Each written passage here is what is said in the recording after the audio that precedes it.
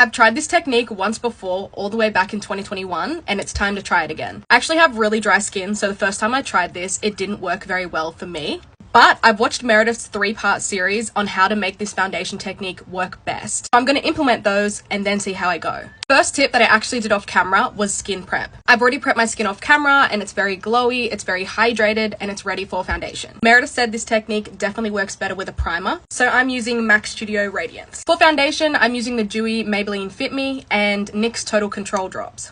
Okay, I've got so much on the back of my hand now and I'm ready to apply. And to be honest, I'm just gonna go for it. We're just gonna apply it the way she does all over her face. This is so much.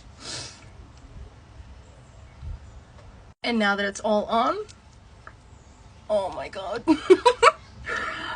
Oh, this is so much. Also, she said the headband helps it from keeping out of your hair, so that's why I've got the headband on today.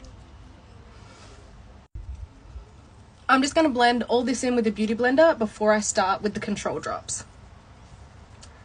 Oh god. My beauty blender soaked up a little bit of the product, so it's made it a bit more manageable. I'm going to go in with the NYX Total Control drops. Just all over. And blending that in too. Oh, it's in my mouth.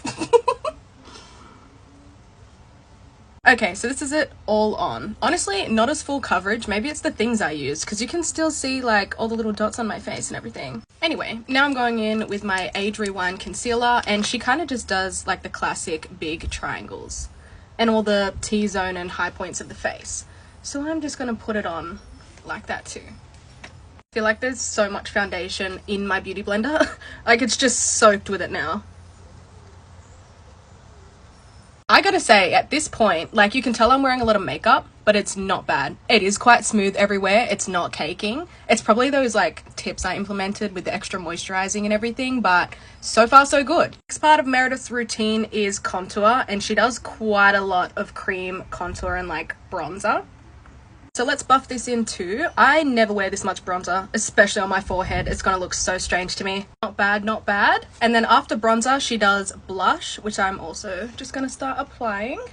Next step is powder, and I'm using the Fenty Beauty setting powder in butter. I set with a brush, but Meredith does it with her beauty blender. So that's what we're doing today. I hope this doesn't ruin me with my dry skin. Okay, and this feels so dry, so I'm gonna take it off real quick. This may be the driest step for me. If I skipped this, it might have been better. I just set my face, so letting that dry, and then I'll show you how it looks. So this is it up close, and it actually looks really great everywhere except the places I set with my beauty blender. The entire T-zone is breaking apart.